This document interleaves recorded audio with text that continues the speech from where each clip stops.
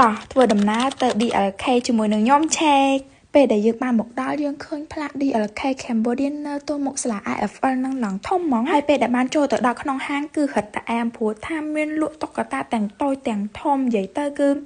អែមហ្មងជាពិសេសប្រភេទគ្រឿងអ accessory ដែលខ្ជូតខ្ជូលស្អាតស្អាតដូចជាកវលខ្សែកខ្សែដៃកងដៃអីទាំងអស់ហ្នឹងនៅ DLK គឺមាន